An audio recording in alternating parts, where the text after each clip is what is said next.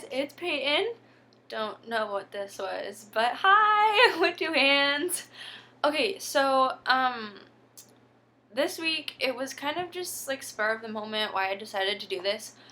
But anyways, so like any teenage girl or boy, I'm sure this happens to boys too. I have a lot of insecurities, and a lot of them are obviously about physical appearance, especially as we're changing and trying to find who we are and where we fit in society. It's really easy to get caught up in everything that's wrong with you, or everything you think is wrong with you. And so I've been struggling with this a lot, and yesterday was particularly hard. And then this morning I was getting ready for a daily mass, and this song came in my head. I don't know if you guys know it, but it's called Crooked Smile by J. Cole. Yeah, J. Cole, okay? Yeah, it's rap, but it's not like what you think it is. Okay. So anyways, one of my favorite verses is he says there's no need to fix what God already put his paintbrush on. And he's talking about, he's like, I have a crooked smile and people are telling me that I have all this money and I should get it fixed now. And he's like, but I like it. Like, there's no need to fix it. I mean, look at how far I've gotten with my crooked smile. And he's like, he says something like, I may not be picture perfect, but I'm worth the picture still.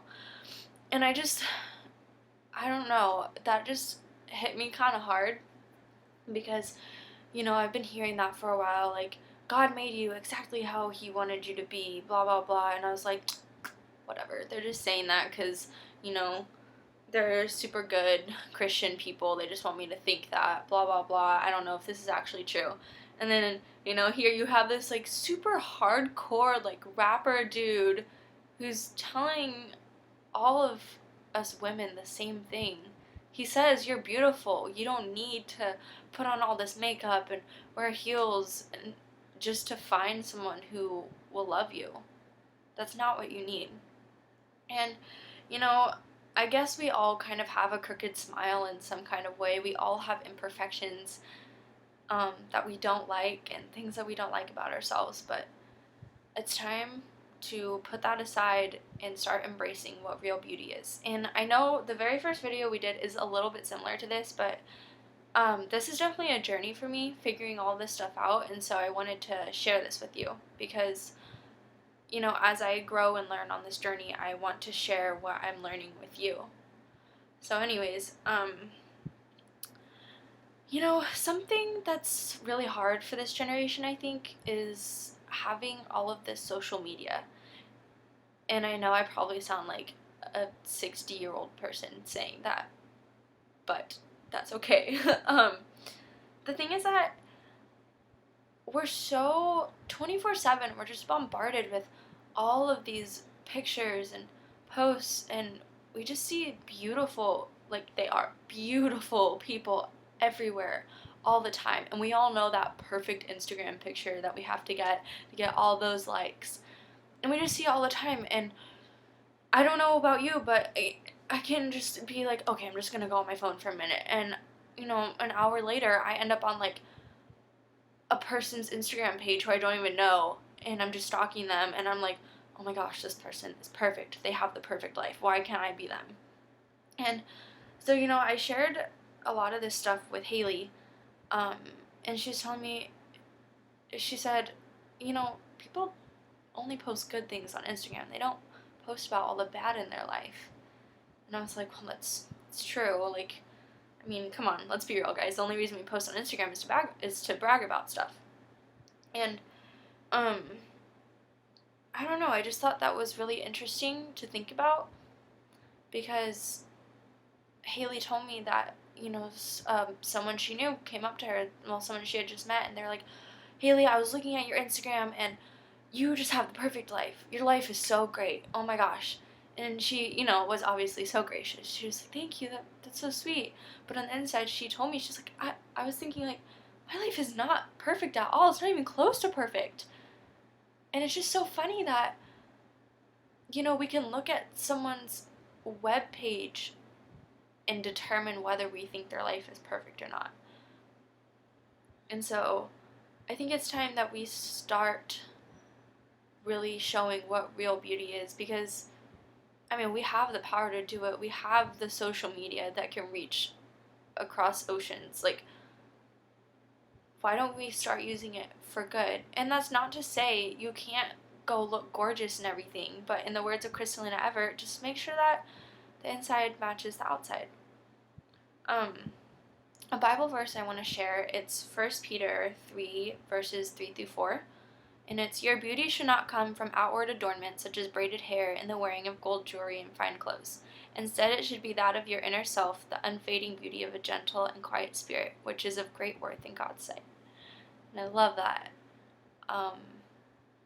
It's so important to remember that true beauty really is from the inside, and I struggle with that so much. Believe me. Like, I'm sitting there praying, I'm like, Lord, please help to make me beautiful on the inside so that it'll radiate out and everyone can see me through you.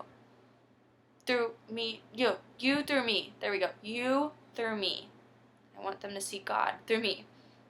And it's so hard because, you're thinking about that and then you're like, oh, but I really want to look like Taylor Swift. Or I really want to look like Rosie Huntington Whitley. Or I really want to, for guys, I don't know, I really want to look like a Calvin Klein model. Who wouldn't? Come on, they're awesome.